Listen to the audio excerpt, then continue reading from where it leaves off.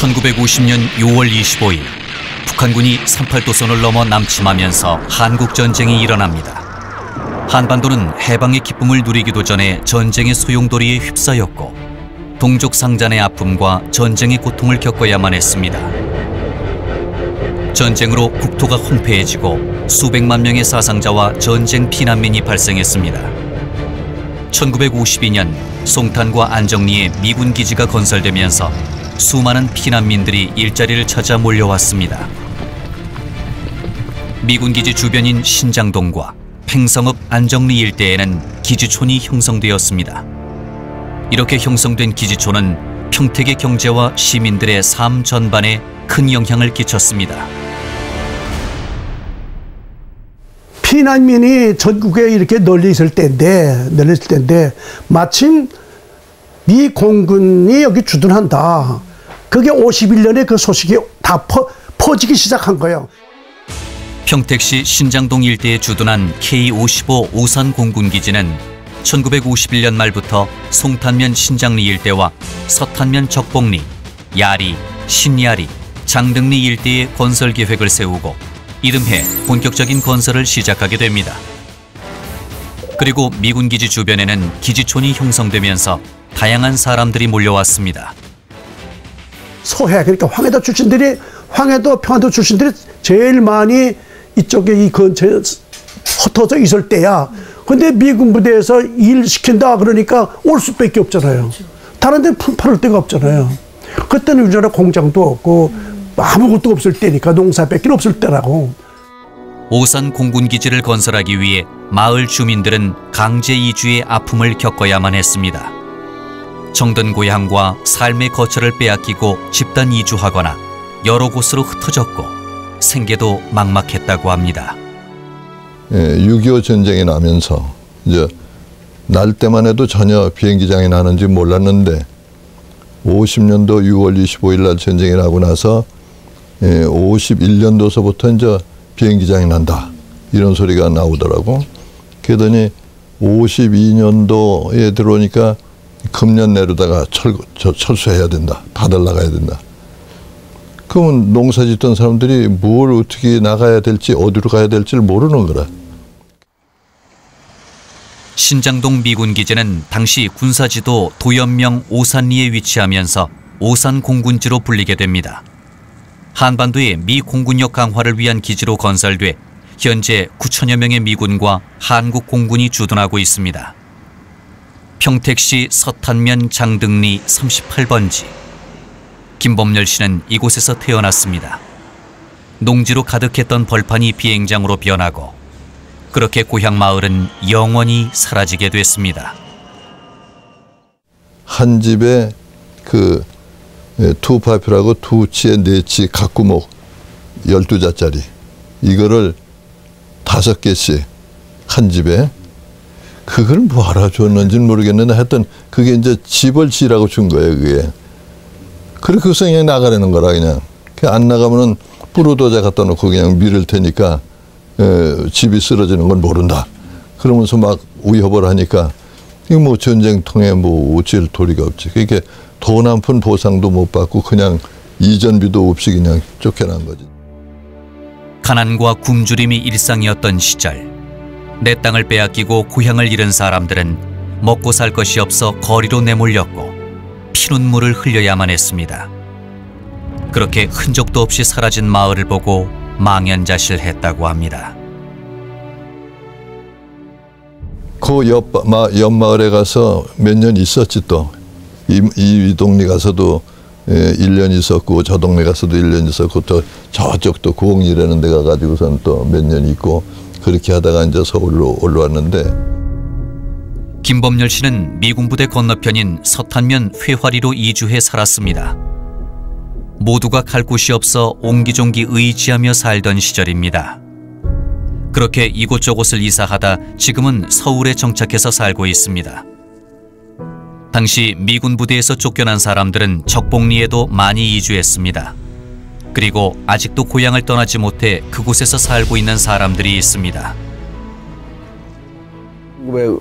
1951년 한 4월 말경에 이제 이제 저 중공군이 물러갔으니까 왔는데 해보니까 그냥 미군이 거기 잔뜩 해고 그냥 비행기가 그 부대 그쪽에서 토탄이라는 게 나왔어요. 그래서 그거 캐러 토탄 그때 연료가 부족하고 그랬는데 그래서 그거 캐러 거기 가다 보면 그냥 비행기가 수백 대 같아. 뭐 지금은 뭐 저가지고 이렇게 날개 접는 비행기도 있더라고. 팽성읍 안정리에 위치한 K6 캠프 험프리스. 이곳은 1942년 일본 해군이 건설했던 비행장을 1952년 한국전쟁 중에 미군이 공여받아 미군 기지로 확장 건설하였습니다. 현재 K6 캠프 험프리스는 용산 미군 기지 이전으로 미 육군 해외 주둔지 중 최대 규모로 건설되고 있습니다. 수백 대가 그냥 거기에 있고 그다음에 활주로를 이제 이렇게 북서쪽으로 이렇게 새로 대추리 쪽으로 미군들은 새로 그 활주로를 만드는 거야.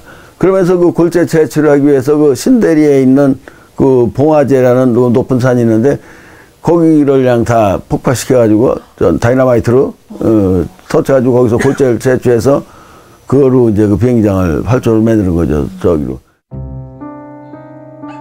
일제강점기 시절 일본군은 비행장을 건설하기 위해 인근 마을에서 골재를 채취했고 아직도 그 흔적이 남아 있습니다. 저희 외가 쪽 할아버지 할머니가 외가 쪽 식구들이 전부 송탄에 이제 군산에서 송탄 비행장 일자리 있다 그래가지고 외갓집이 이제 송탄에 자리 잡으면서 그 시절 어떻게 연락이 닿는지 저희 부모님도 제가 5살 때 이제 경기도 평택군 송탄면 서정리 산 66번지로 이제 이사를 하셨죠. 이곳은 일명 황해도촌으로 불리는 서정동 신창마을입니다. 일사 후퇴 때 피난 내려온 황해도 피난민들이 집단으로 거주하면서 형성된 마을입니다. 기지촌에 일자리를 얻기 위해 몰려들었던 사람들은 미군 기지에 근무하거나 다양한 업종에 종사하면서 악착같이 생계를 이어나갔습니다. 그 사거리 넘어가기 전에 신흥교회하고 북창동 그 중간 사이가 신창동인데 전부 그 미군 부대에서 나온 시레이션 박스 또 어떤 그 나무 상자 그 뜯어낸 것들 탄약 담았던 박스 그런 걸로 아무튼 뭐 판잣집 학구방집 뭐 그렇게 졌으니까요. 처음에는 모여들었지만 와서 정착을 해야 되잖아. 정착. 학구방이라는 개념이 뭐냐면은 무균부대에서 나온 박스를 뜯으면 그 박스 속에 아스팔트 기름이 들어있어요. 우리 박스하고 달라요. 그 두껍지. 빗물도 안 들어가고. 그거다 지붕하고 벽하고. 기지촌의 인구가 급증할수록 판잣집도 증가했습니다. 한 건물에 방을 10개씩 만들어 여러 세대가 거주하기도 했습니다. 거기 미군 식당이 있어서 식당 부근에 가보면 막 그 식당 종업원들이 그 미군들이 먹고 남은 음식 쓰레기 그런 걸 갖다가 활용하려고 그냥 이렇게 큰 깡통 같은 데 바켓 같은 데 담아서 이렇게 숨겨놨더라고. 그럼 또 우리들이 그걸 훔쳐다 막 먹고 그랬는 기억이 나. 미국 사람들이 이제 먹다가 남는 것도 이제 버리는 거. 그러면은 뭐 빵 쪼가리, 뭐 우유 쪼가리, 뭐 하여튼 그 사람이 먹을 수 있는 것들은 이제 있는 대로 막 이제 소세지니 뭐 막 버리면은 끓이면은 이게 죽같이 되면은 그걸 이제 이런 그 통으로다 이제 퍼가지고선 그거 한 그릇씩 이제 먹는 거지. K55 오산 공군기지 정문 앞 신장 쇼핑몰의 한 양복점. 미군들은 한국에 맞춤 양복을 선호했습니다. 가격도 싸고 품질도 좋았기 때문입니다. 그래서 한때 기지촌 양복점은 셀 수 없이 많았습니다.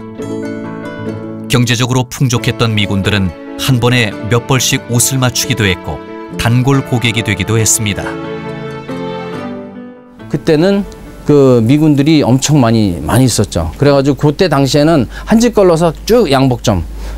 그때는 모든 그 지금 이제 상품이 다양하잖아요. 그때는 양복점, 양화점 그것뿐이 없어서 가방 가게. 저희가 그때 이제 사업이 굉장히 많았을 때는 모든 양복점들이 그 양복점마다 재단 하시는 분, 그분들을 한 집에 하나씩 있고 공장을 자기네들이 별도로 다 갖고 있었어요. 그때 당시만 해도. 양복점이 많은 만큼 재단사들도 일거리가 넘쳤습니다.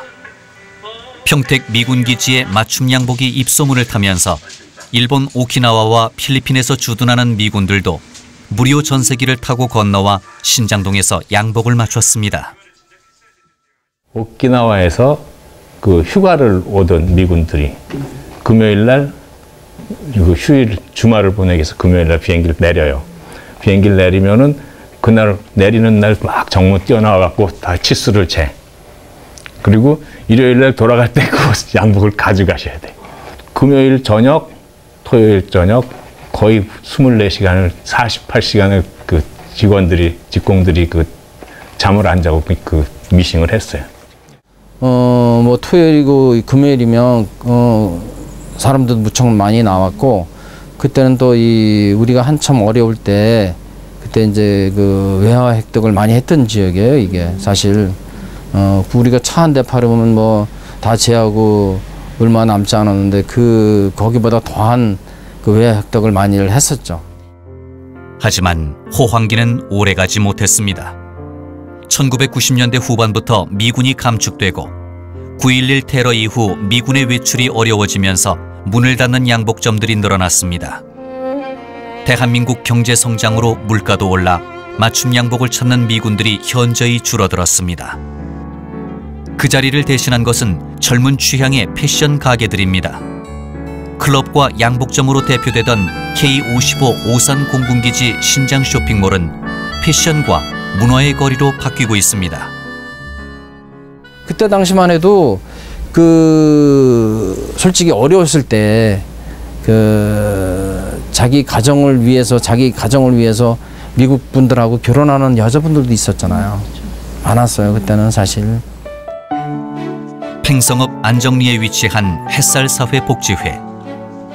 이곳은 기지촌 여성들의 복지를 위해 설립된 사회복지시설입니다. 이곳에서는 미군 위안부 생활을 했던 할머니들이 매주 화요일마다 모여 따뜻한 시간을 보내고 있습니다. 1970년대까지만 해도 정부로부터 외화벌이의 1등 공신으로 칭찬받았던 위안부 할머니들. 하지만 그들의 노년은 국가로부터 외면받고 사회로부터 냉대를 받는 불쌍한 처지입니다. 그전에는 11군데가 특수관광클럽이 있었어요. 이제 7클럽은 백인클럽, 4군데 클럽은 흑인클럽 이렇게 해두고 있어. 흑인클럽은 백인에 못 오고 백인은 이제 흑인클럽 잘 안 가고, 왜냐하면 트러블가 있으니까. 클럽마다 한 20명씩 있었으니까. 그때 클럽이면 맥심 2군데지, 폴리클럽이 있지, 하여튼 위에 파라다이스는 흑인 클럽이고, 더피스 있지, 타페 있지, 세븐클럽 있지, 이런 데서 외출해서 한 20명 가까이 있었어요. 한 홀마다. 가족의 생계를 책임지기 위해 기지촌에 유입되었던 여성들은 양공주, 양색시로 불렸습니다. 1960, 70년대만 해도 밤마다 미군 클럽은 발 디딜 틈 없이 북적였고 수천 명의 여성들이 클럽에서 일했습니다. 정부는 미군들의 편의를 위해 기지촌 정화 사업을 벌였고 위안부들의 성병 관리를 위한 건강검진과 관리 감독을 한국 정부가 대신했습니다. 그때 미니스커트를 이렇게 아가씨들은 미니스커트 입고 막 히르도 이렇게 높은 거 신고 막 그래야 되잖아. 나는 그 시골 총각들이 양공주라고 그래. 아 이쁘다 뭐 어쩌다 저쩌다. 시골 총각들이 뭐 알아? 우리 그때만 해도 20대니까 뭐 있는 거 없는 거 다 날리고 다니지. 근데 그 사람들은 자기가 이제 마음에 드는 여자가 있잖아. 그 사람들은 여러 가지 안 봐. 10가지 중에서 한 가지만 딱 지 마음에 들지? 그러면 아주 오케이야. 그 이제 뭐 포주집에 있는 애들도 지 마음에 딱 들지? 그럼 빚 갚아주고 데리고 나와. 1000불 이상씩. 옛날이면 1000불 이상씩이면 무지 많았던 거야. 한국 사회의 최하층으로 인권의 사각지대에 놓였던 미군 위안부 여성들. 평생을 그렇게 숨죽여 살던 그들은 주변의 차가운 시선을 견디며 힘겹게 살아왔습니다. 그리고 이제는 세상 밖으로 나와 미군 위안부의 진실을 알리고 있습니다. 살아있는 동안 조금이라도 더 행복하고 싶은 마음이기 때문입니다. 가끔은 그런 생각을 해요. 내가 지금 이렇게 살아있는 것이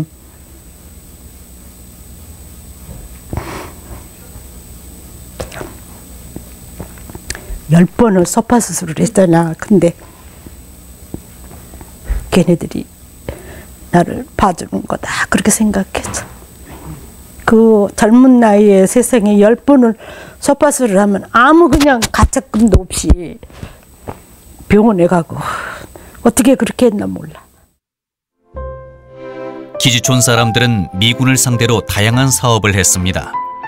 정태우 씨는 마땅히 씻을 곳이 없는 기지촌의 사정에 착안하여 제역동 공동우물 옆에 영천 목욕탕을 개업했습니다.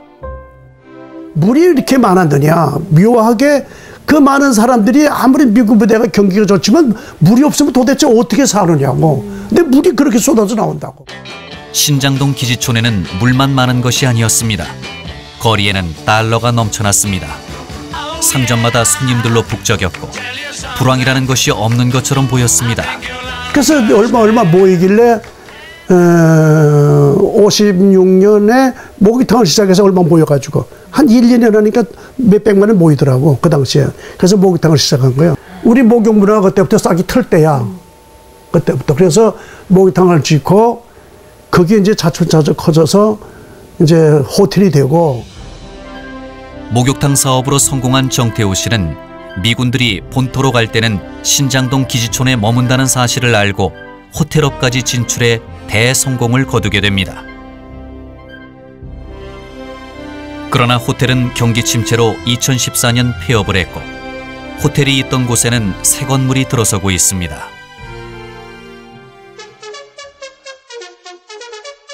이렇듯 송탄 주민들은 미군 기지에 근무하거나 대부분 상업에 종사했습니다. 그것은 안정리도 마찬가지입니다. 안정리도 미군 기지 구정문을 중심으로 미군 전용 클럽, 미장원, 양복점, 가구점 등이 미군 고객들을 상대로 영업했습니다.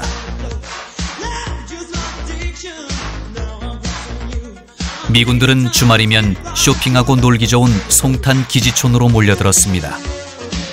주민들은 미군들이 뿌리는 군표와 달러로 먹고 살았습니다. 한국 현대사의 굴곡진 역사의 뒤편에서 미국 문화가 살아 숨쉬던 곳, 그곳이 바로 미군 기지촌이었습니다.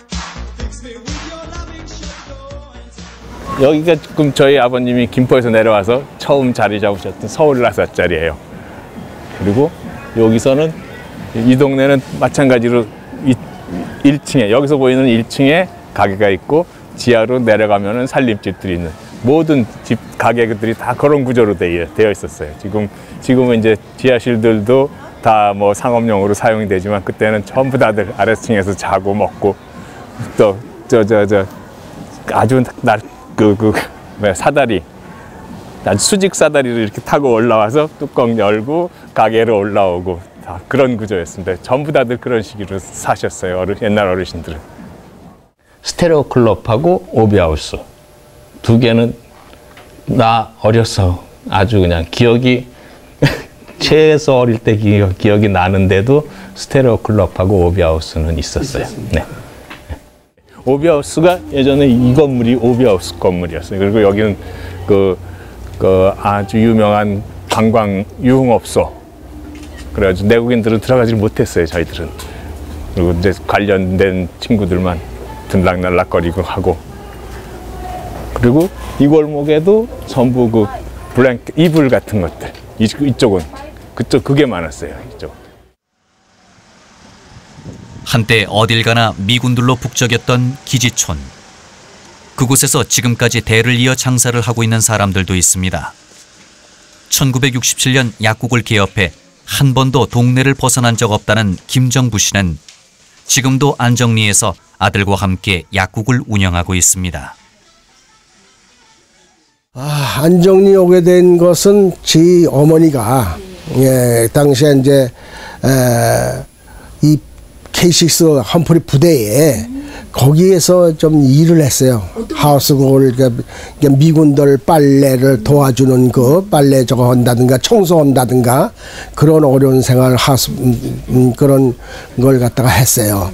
그 당시에는 모든 것이 아주 미군들도 많고 경기도 좋았고 그리고 우리가 GNP가 얕기 때문에 아주 그래서 보릿고개도 있고 그런 상황에서 여기서 보니까 뭘 해야겠다 하고 생각해서 여기서 우리가 돈도 없고 그러니까 장례살 한 30가마를 얻어가지고 현재 길맞에 142의 1번지에 있는 거기에 이제 집을 하나 있는데 그거 앞에 텃밭이 있어가지고 텃밭을 갖다가 가게를 만들어 가지고 그래서 거기다가 그 안 채우고 이렇게 부축해 해서 거기다 가게를 갖다가 한 15평 정도에서 거기다가 약국을 냈습니다. 여기 길맞이 길이었었는데 여기에는 보면 이제 구멍가게 많은 옛날에 구멍가게 있었고 그다음에 뭐 연탄 저거고 그다음에 여기 조금 보면 가구점 서울 가구라는 가구점이 있었고 또 이렇게 여러 가지 그 상가들이 이쪽으로 쭉 오면서 이렇게 생겼어요. 양쪽으로 이렇게 해서 지금 있는 데이 저기 방앗간이라든가 조그만 거라든가 그렇게 해서 있었습니다. 1986년부터 지금까지 한 자리를 지키고 있는 파주 방앗간. 고추와 참기름만 팔았지만 허리 한번 제대로 펴지 못할 정도로 바빴던 가게입니다. 한때는 식당에서 주문도 많았고 국제 결혼으로 미국에 간 사람들이 한국에 들어오면 꼭 들렀던 곳이기도 합니다. 그리고 30년 전에는 이제 미군들이 많았잖아요. 그래가지고 저기가 홀이 10개 홀이 있었어요. 10개 홀이 있어가지고 사람이 다니지도 못할 정도로 이렇게 많았어요. 근데 지금은 이제 다 미군들도 거의 이제 들어가고 또 직업군인이 아니고 직업군인이 되다 보니까 이제는 점점 더 이제 쇠퇴가 돼가지고 그리고 그전에는 미군들이 얼마나 많아갖고 그 금고에 달러를 환전을 안 하고 그냥 그 암시장 달러를 이렇게 받고 그랬잖아요. 그래도 우리가 달러를 많이 받아갖고 그랬는데 금고에다 저기 책상 굶겨놨는데 달러를 지라는 놈이 마주 물어가지고 그가 집을 다 지었어요. 그 정도로 달러가 많고 옛날에 이런 말이 있었어요. 월요일 날이면 달러를 죽는다고 그러고 뭐 고수도 지면은 뭐 달러 줘 지갑 줬었다 이런 얘기 하는데 그전에는 그렇게 흔하고 이 당시에는 경기가 참 좋았습니다. 네, 미군들도 많았고 여기 홀도 여러 개 있어가지고 거기서 북적북적하고 이렇게 했었는데 그 당시에는 이제 지금 말하면 기지촌에 있는 아주머니들, 양색시라고 하는 이제 그런 분들이 아주 경력이 많아가지고, 그 당시에 홀이라든가 경기가 아주 많이 좋았던 당시입니다. 그래서 약국이 있어가지고 저희가 그 삼양식품 고기, 병원도 그 당시에 여기에 안정리에 그 당시에 하나, 둘, 셋, 병원도 한 3개 됐었어요. 오직 미군들을 위해 존재했던 기지촌. 지금은 주머니 사정이 넉넉했던 미군들도 줄어들었고 미제 물건에 열광하던 한국 사람들도 찾아볼 수 없습니다. 미군 클럽과 하우스보이, 양색시도 기지촌에서 사라지고 있습니다. 하지만 여전히 골목은 살아있고 사람들은 살아가며 다양한 문화가 새로운 풍경을 만들어내고 있습니다.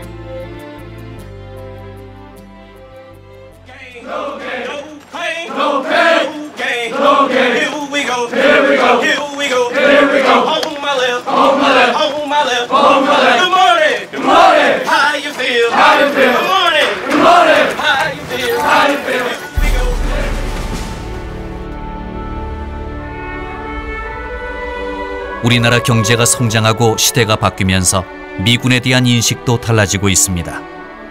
무조건 고마운 존재에서 시시비비를 따지고 공존하는 대등한 관계로 말입니다.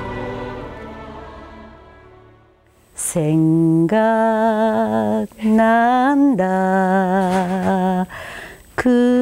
더구나 고향이 북한인데 또 고향을 여기다 이렇게 저렇게 여기다가 애써서 이렇게 만들어 놨는데 또 어디로 갑니까? 여기서 저 죽고 나서 나 대물려서 살 거예요. 어쨌든 평택가 커지는 거 참 좋고 반갑고 그래요. 내가 여기가 거의 고향이니까. 우리나라가 정말 국민들이 정말 정신 차려서 나라에 힘이 좀 있어가지고 외세에 침략당하거나 외국의 도움 없이도 우리 힘으로 정말 나라를 지키면서 떳떳하게 살 수 있는 난 그런 생각만 해도 눈물이 나요 진짜.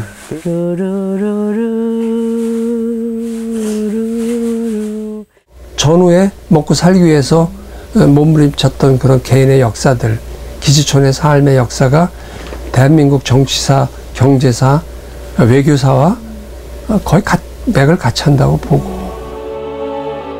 상생과 공존, 그것은 서로 함께한다는 것입니다. 1950년대부터 공존해왔던 주한미군과 평택과 미군은 동반자입니다. 한반도의 평화라는 꿈을 함께 공유하는 동반자로 앞으로의 역할이 중요해지고 있습니다.